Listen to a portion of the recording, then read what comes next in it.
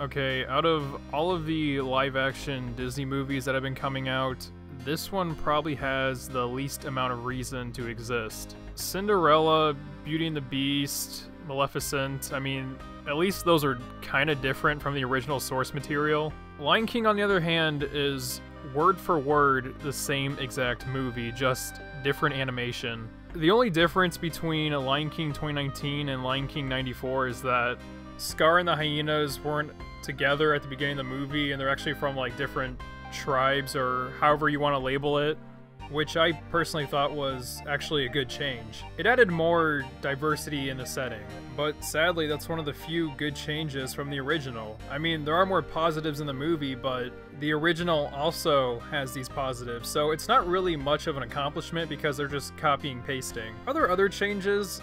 Yeah, but they're so small it's not even noticeable. I guess the only like good small change was the Be Our Guest joke from Beauty and the Beast. I thought that was kind of clever. Everything else is pretty forgettable, like this movie. This movie is so damn forgettable. It's also bland, soulless, and has very little emotion. And that leads me to my first negative of the movie. It's emotionless. I think a pretty good reason why it is because the characters are real-life animals, or supposed to be, so they can't really show the emotion from the animated movie from '94 because, you know, they don't really have eyebrows or emotional eyes.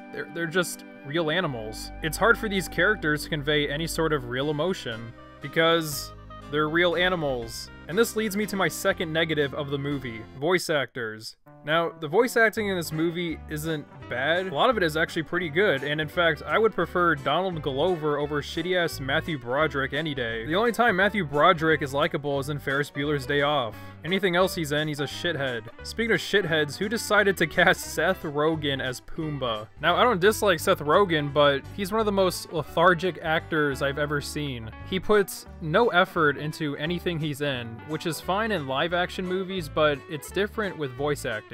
And I guess the rest of the cast was fine. But that doesn't really matter because what would have been great for this movie is if it didn't have voice actors at all. No shitty-ass Beyonce singing in the background, just plain old animals interacting through noises or visuals with beautiful African music in the background. Because when I see these realistic looking animals and voice acting, it reminds me of those crappy 90s movies where people would just film animals and then dub over the clip, kind of like Gordy. It just looks cheap and awkward. I mean, really think about it.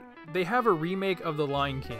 This was the perfect opportunity to have the movie told simply through visuals, because the audience already knows the story, so it's not like they're gonna get confused while watching it. You know, something like Gone. Just tell the story about animals purely through visuals. That way we as an audience can appreciate the movie more for being something different and just admire the visuals in the movie by itself. Because let me tell you, the best moments in this movie are when no animals have some crappy ad-lib dub over them. The only reason this remake has any sort of substance is because of the scenery and the music.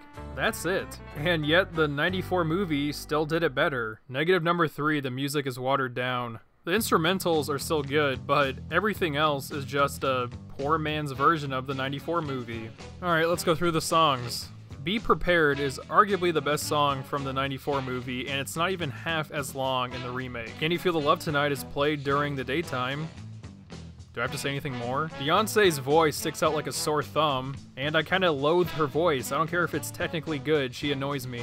And lastly, there's no reason for these songs to even be in the movie. The reason why it works in the '94 movie is because that movie was cartoonishly animated. They could get creative with their visuals while playing the music in the background, so everything is pleasant. But with the remake, it's like watching live-action animals while someone dubs over a song from the '94 movie. All of the animals in the remake during these songs just run around and sometimes jump.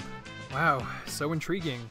Negative number 4, Timon and Pumbaa. I'm not gonna act like Timon and Pumbaa from the '94 movie were just the funniest shit ever, but at least they didn't want to make me lobotomize my asshole. I'm serious, that's how I felt every time Timon and Pumbaa from the 2019 movie came on screen. It's amazing how ungodly annoying they were. Just take Trevor Noah, Rose Tico, Carrot Top, Mary from Godfather 3. Actually, that's a little bit too far. Just put them in a blender and you get Timon and Pumbaa from Lion King 2019. Nothing they said was funny. Nothing they did was funny. At least the original had some good jokes. And if the jokes weren't funny, they didn't hurt my soul. But like I said before, the Be Our Guest joke was kinda clever, but that's about it. Every other joke from Timon and Pumbaa is a slap to my nutsack. That's all I gotta say.